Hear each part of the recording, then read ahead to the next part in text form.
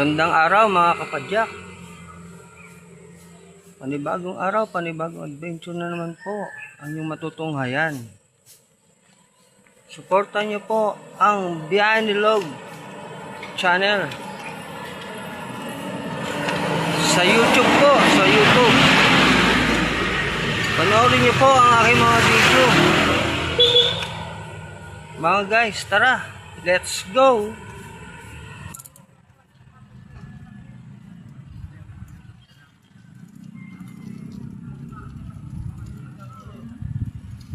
Mga kapadyak, binabaybay po natin ang haba ng Kaya sa una mainit doon. Balangkas Bilog,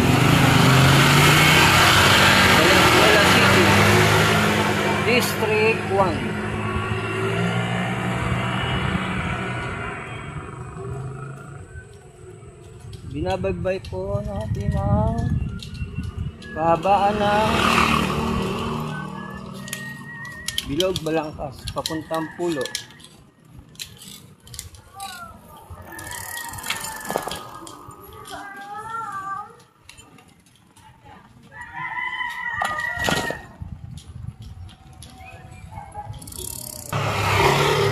Mga kapadyak, ngayong umaga medyo malamig pa. Gandang pambaybay ng karsada, haba na karsada. Malamig pa po mga kapadyak. Ganito po sana maghapon, makulimlim. Huwag naman po sana uulan.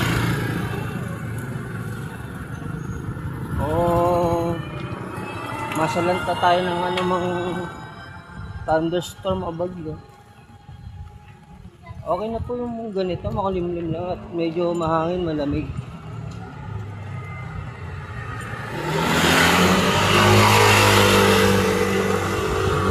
Ito mga kapadyak, masarap bumiyahe ng ganito, medyo malamig, makulimlim.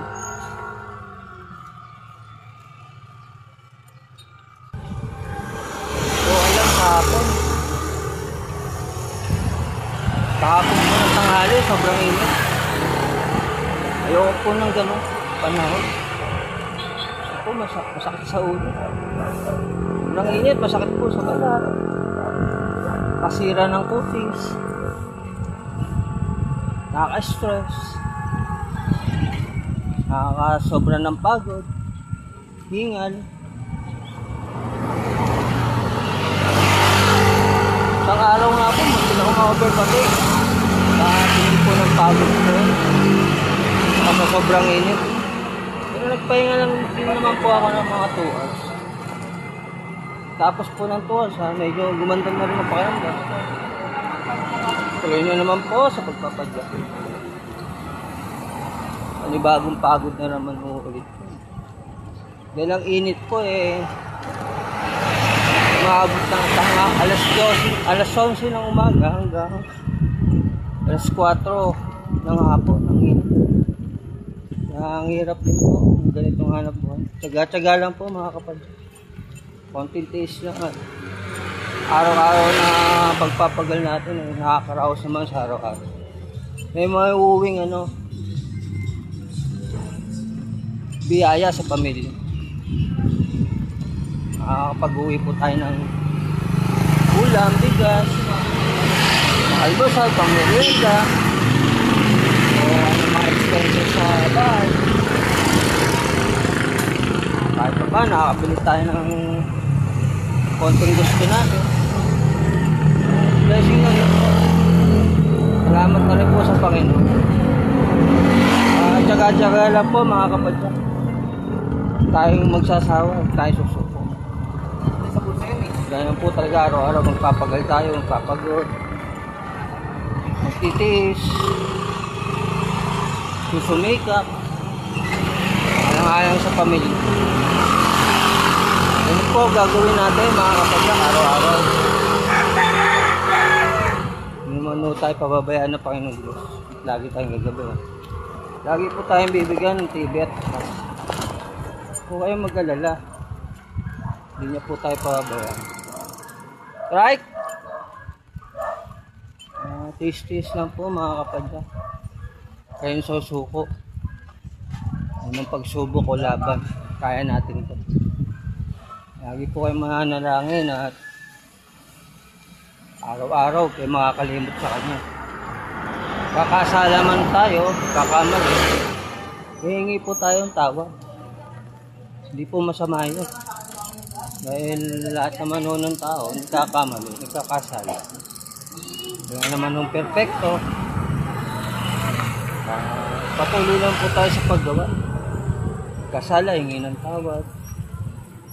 Magkamali, gawin yung tama. Ituwid. Kamali ulit. Ganun. Yung mas maganda pa yung the best nating gagawin yung tama. Hindi po tayo makakaperwisyo sa iba. O makapanggagambala. Yung lahat naman ng ginagawa natin ito para naman sa pamilya. Hindi lang naman po para sa atin. Okay na? Ingat! Laban lang po sa buwan. Walang tayo mamemerisyon ng kapwa. Guys, God bless po. Abangan nyo pa po yung mga susunod natin adventure.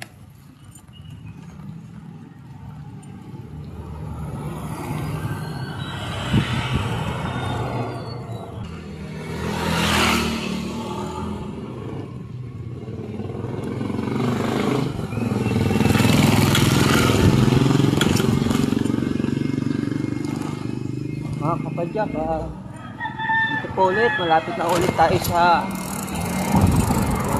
murang almusalan kay Ate Lourdes. Hindi naman din po nagbabago yung aking almusal, ganun pa rin po. 2 itlog, 1 kanin,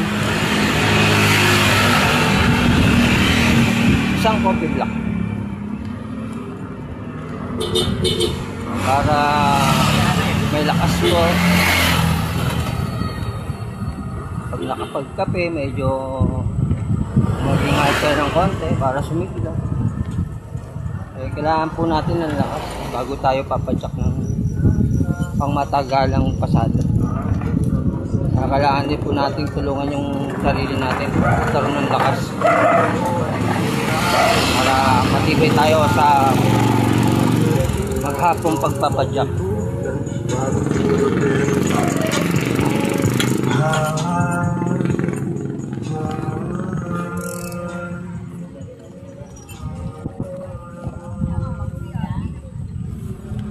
Tara mga kapadyak, almusal po muna tayo.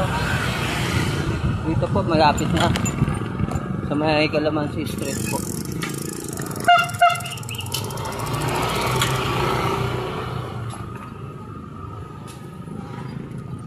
Always po to tuwing umaga, giging routine ko po to para magkaroon po muna ng lakas bago tayo hataw sa pagpadyak. Kaya din po mga kapadyak, ganun din po gagawin. Kakain po muna tayo para pagka umataw na tayo maghapon, hindi na tayo nakabakaba, hihilaban dyan, may hilo. At least may lakas na po kayo, may panlaban na tayo sa pagod. Ganoon lang po guys, ito na po, dito na po, pag-almusal na po tayo.